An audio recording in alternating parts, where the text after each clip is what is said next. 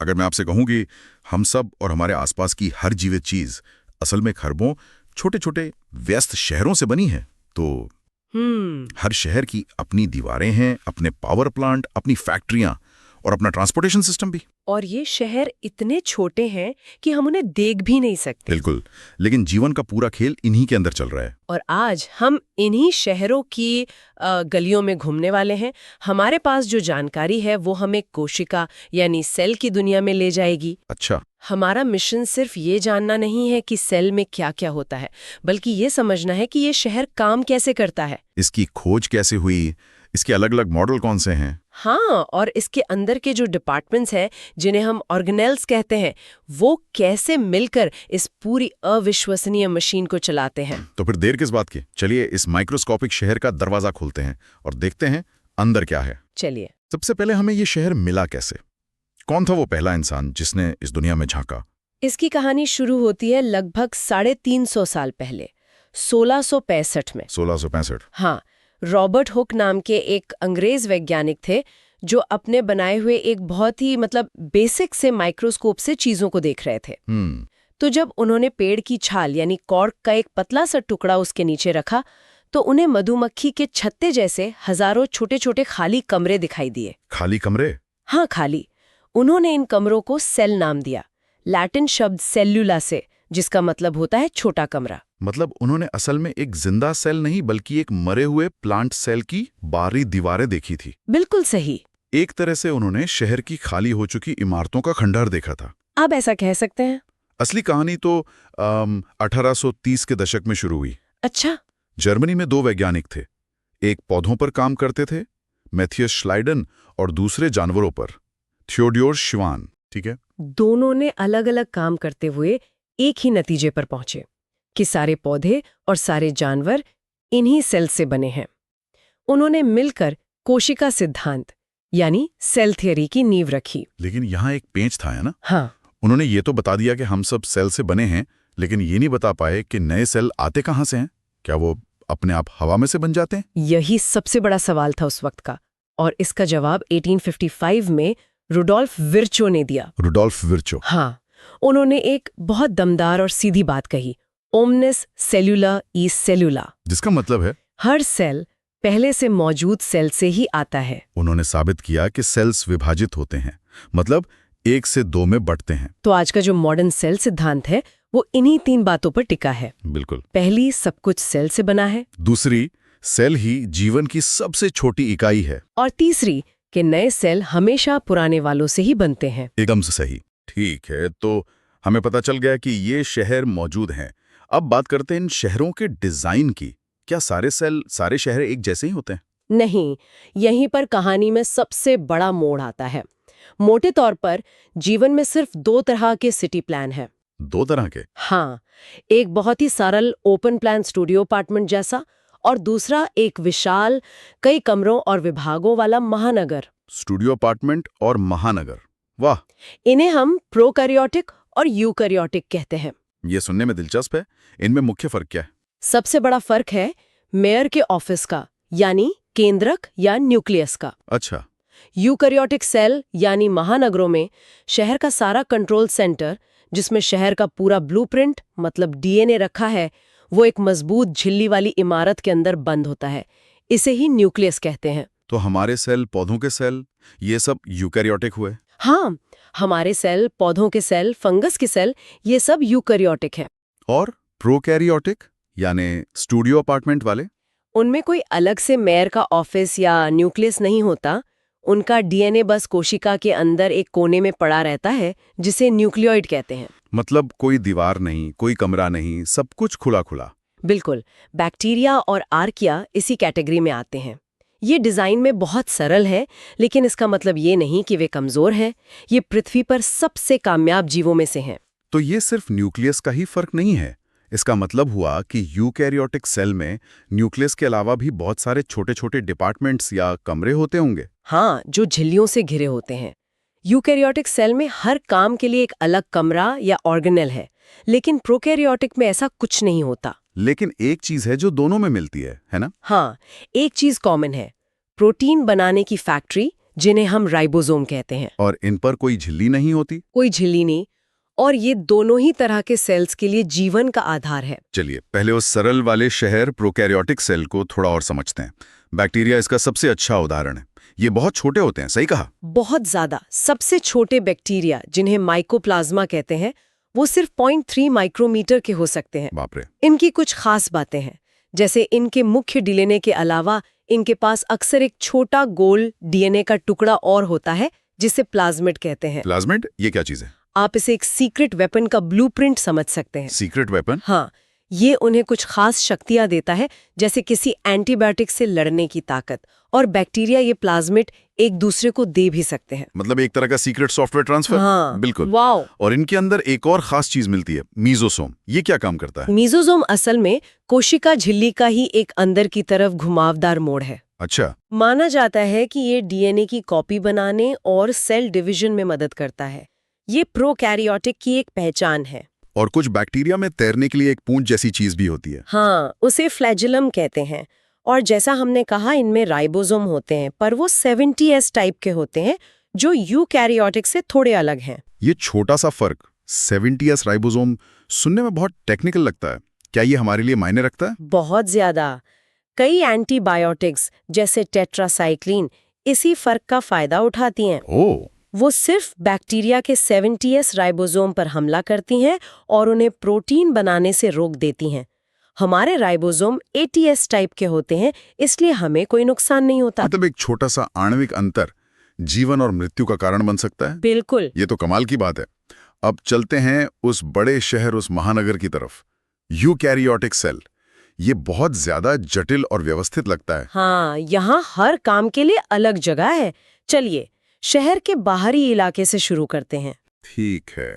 जानवरों की कोशिकाओं में सबसे बाहर एक पतली लचीली कोशिका झिल्ली यानी प्लाज्मा मेम्ब्रेन होती है, लेकिन पौधों की कोशिकाओं में इसके बाहर एक और मोटी सख्त दीवार होती है, सेल वॉल, जो सेलुलोज से बनी होती है और शहर को एक ढांचा और सुरक्षा देती है। हाँ, जैसे किसी पुराने किले की दीवार। और इस दीवार या झिल्ली के अंदर जो शहर का गेट है, वो भी बहुत सक्रिय होता होगा। हमारे पास एक आंकड़ा है कि इंसानी रेड ब्लड सेल की झिल्ली में 52% प्रोटीन और 40% लिपिड होता है। बिल्कुल, ये सिर्फ एक कवर नहीं है, ये शहर का सिक्योरिटी और ट्रांसपोर्ट डिपार्टमेंट है। कौन अंदर आएगा, कौन बाहर जाएगा, सब यही कंट्रोल करता है। पूरा कंट्रोल इसी झिल्ली के पास होता है। अब शहर के अंदर चलते हैं, जहां असली हलचल है। यहाँ एक पूरा सिस्टम है जिसे एंडोमेम्ब्रेन सिस्टम कहते हैं। इसमें 4 डिपार्टमेंट एक टीम की तरह काम करते हैं। एंडोमेम्ब्रेन सिस्टम, ठीक है, इसे तोड़कर समझते हैं। पहला डिपार्टमेंट कौन सा है? पहला है एंडोप्लाज्मिक रेटिकुलम, या संक्षेप में ER। ये छोटी छोटी नलियों का एक विशाल नेटवर्क है जो पूरे शहर में फैला है। जैसे सड़कों और सुरंगों का जाल? बिल्कुल। ये शहर की मुख्य फैक्ट्री है और इसके 2 हिस्से हैं, रफ ER और स्मूथ ER। रफ और स्मूथ, नाम से लगता है एक की सतह खुरदुरी और दूसरे की चिकनी होगी। एकदम सही। रफ ER की सतह पर वही छोटी छोटी प्रोटीन फैक्ट्रियां यानी राइबोसोम्स चिपकी होती हैं। तो ये प्रोटीन बनाने का काम करता है? हाँ, प्रोटीन बनाने और उन्हें पैक करने का। वहीं स्मूथ ER पर राइबोसोम्स नहीं होते और ये लिपिड यानी फैट और स्टेरॉइड हार्मोन बनाने का काम करता है। एक ही फैक्ट्री के 2 विंग, 2 बिल्कुल अलग अलग प्रोडक्ट बना रहे हैं। सही। तो फैक्ट्री में माल बन गया, अब उसे सही जगह पर भेजना भी तो होगा। शहर का पोस्ट ऑफिस या कुरियर सर्विस कौन है? वो है गोल्जी उपकरण। इसकी खोज कैमिलो गोल्जी ने 1898 में की थी। अच्छा। ER से बना हुआ सारा माल यानी प्रोटीन और लिपिड यहाँ आता है। गोल्जी उपकरण उन्हें छांटता है, उन पर एड्रेस लेबल लगाता है, उनकी फाइनल पैकेजिंग करता है और फिर उन्हें उनकी सही मंजिल के लिए रवाना कर देता है। हाँ, चाहे वो मंजिल सेल के अंदर हो या बाहर। मतलब ये एक बेहद कुशल लॉजिस्टिक्स डिपार्टमेंट है।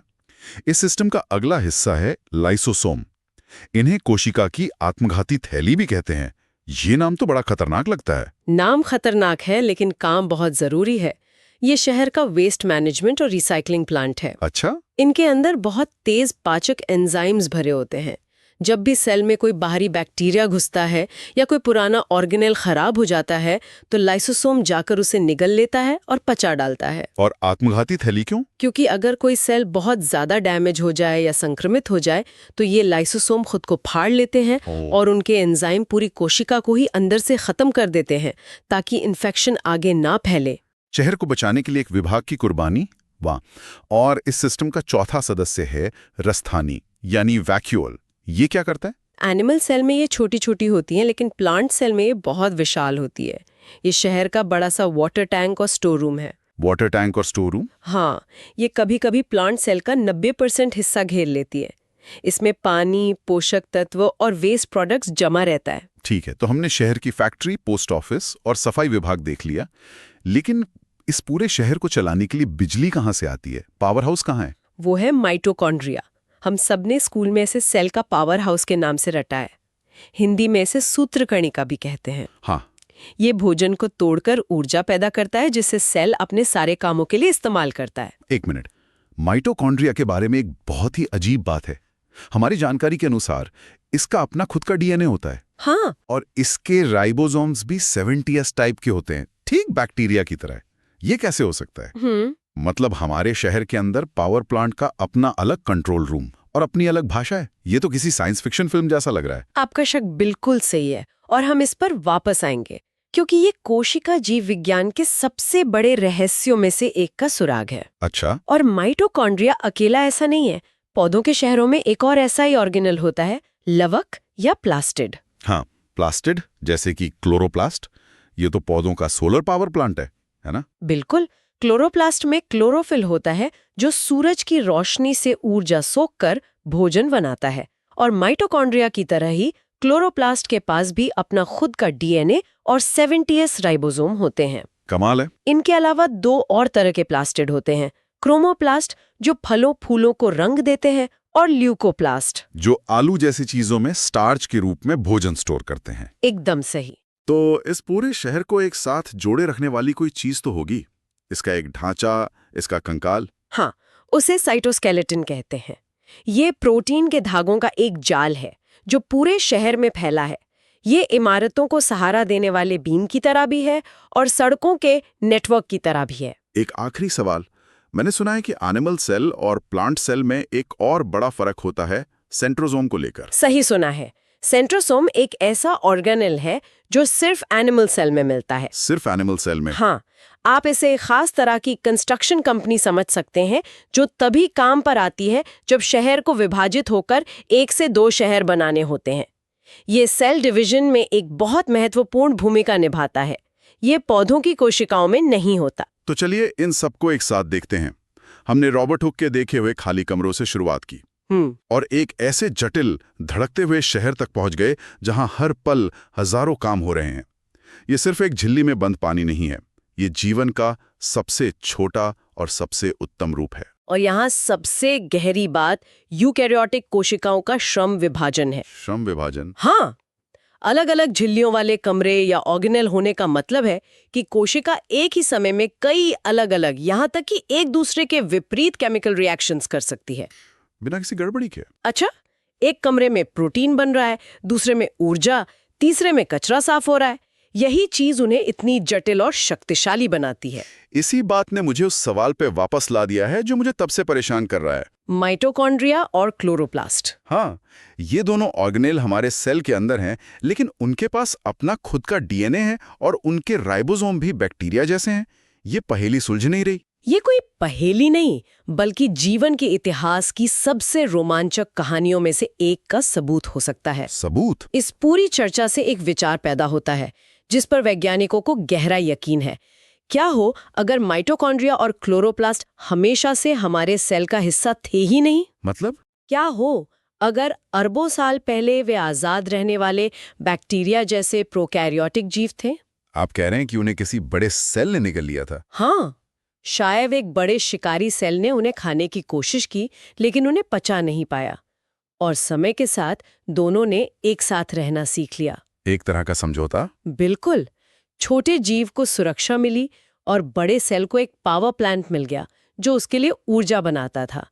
वे एक दूसरे के इतने आदी हो गए कि वो हमेशा के लिए एक ही जीव का हिस्सा बन गए। और इस सिद्धांत का कोई नाम है? हाँ, इसे एंडोसिम्बायोटिक थ्योरी कहते हैं। ये एक ऐसा विचार है जो हमें बताता है कि जीवन का विकास सिर्फ प्रतिस्पर्धा से नहीं, बल्कि कभी-कभी अविश्वसनीय सहयोग से भी हुआ है।